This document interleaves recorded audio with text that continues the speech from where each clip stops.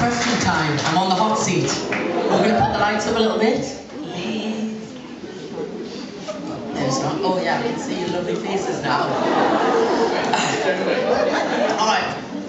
Where's the first question? I believe the head teacher wants to ask the first question. Here you are. If you want to do you want to stand, do you guys want to stand up and ask a question, then everybody can hear you? Welcome to Lea Manor, Joe. It's fantastic that you're here with us this evening. Thank you, it's a pleasure. Good. There are a number of Lea Manor students in the audience tonight, and I wondered if you would like to tell them what you were like at school. Do you know what it is? I used to get really, really, really good reports, right? But the one thing that used to always be on the report, so they'd be like, Joe's really good in science, he's progressing really well, but he never shuts up. Joe's really good in maths, but he never shuts up, except I wasn't good in maths, but that's another story. But yeah, I loved being at school. I would go back tomorrow, I would love to go back to school tomorrow, like for a week. Because I always think you have your best memories at school, you know, everything's so carefree, you don't have any responsibilities, there's no stress, and I just think I met some lifelong friends there, you know, that I'm still friends with now, and I had a really good experience at school. I know some people aren't as fortunate as me, but I loved school, so stick in, guys. I'm sure you hear that quite a lot. Who's next? Yeah, you at the back there, do you want to stand up? What was your favourite song to record? Favourite song to perform? To record, did you say? Yeah. To record. I'll tell you the hardest song to record was on the first album, Wide Awake, Ambitions. That was one of the hardest songs I've ever had to record, because really, previous to that, I'd never sang anything in falsetto, which is kind of singer's term for, you know, singing like higher than your head voice. And I remember it took probably about 7 hours to record. Normally I can get a song done in about 2 hours, 2.5 hours. It took about 7 hours because I couldn't get this falsetto, and they were giving us all these techniques. But thankfully, because of that, I'm able to put falsetto in a lot of my songs now. So that was the hardest. Most enjoyable was probably Someone Wake Me Up off the first album. I remember getting such a buzz when I recorded that, because I kind of helped out with the melodies, and it was the one song on that album that we really kind of started from scratch. So Someone Wake Me Up. Who's next? Yes? Is Simon Cowell a ladies' man? Do you know, Jamie had a bet in the dressing room. Who was going to stand up and ask something about Simon Cowell first? You won the bet. Is he a ladies' man in what way? You are? In any way, I'm not sure, you'd have to ask him. You are? I will do. Any more questions? You're so beautiful, will you marry me? Do you know what my normal answer to this is? You must have read the papers. I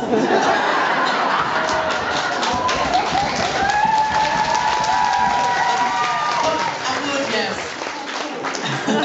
Who's next? Yes? Yes, I went, for those of you who don't know what she means by that, I went water skiing last week in Scotland with all the family, and I did mono skiing, although it was for about 5 seconds, and I shot off the ski, and I woke up the next day and felt like I'd been kicked by a horse, but yes, I did mono skiing. Who's next? Yeah? I can't see the hand in the shadow. Can you turn that little light down up there, please? Tiny bit. Yes? You've written songs to your new album. Yes. I know you've written lyrics. Yes. Have you been involved in composing the music? Yes, the song that me and Jamie wrote a song together, which is actually going to be on the album, and we came up with it, us two. I knew somebody was going to ask that. We'll see how the night pans out.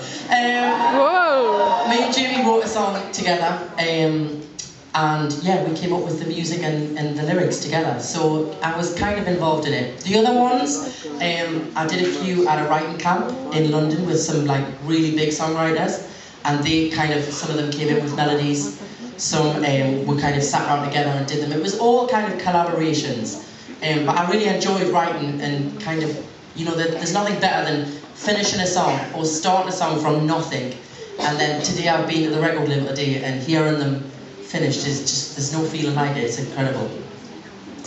Yes? I was still wanting to have a take when you got Hugo. Hugo. Hugo is my new pet rabbit. Basically, we're not allowed a dog. I'm just filling people in who don't know these intricate details.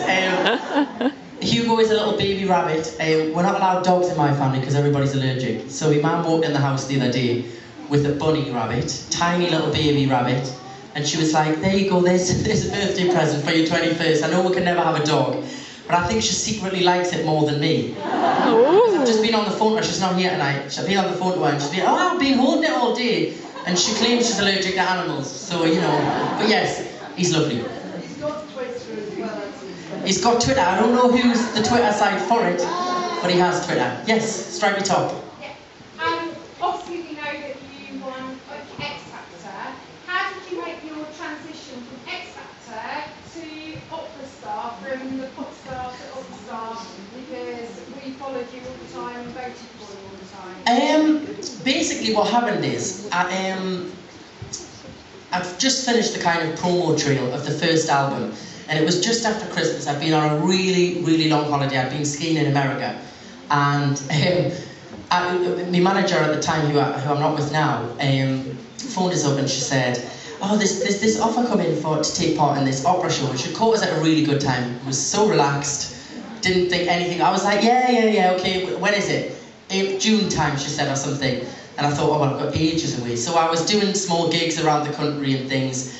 And then the next thing I knew, I was in ITV's main office block, being told by like full-on opera coaches that basically I couldn't sing. Like, forget what you've learned before, that's all wrong, you're going to damage your voice that way, and blah, blah, blah. And I literally learned everything from scratch. It was like going to the gym every day. I was in there for like singing 3 hours a day, every day.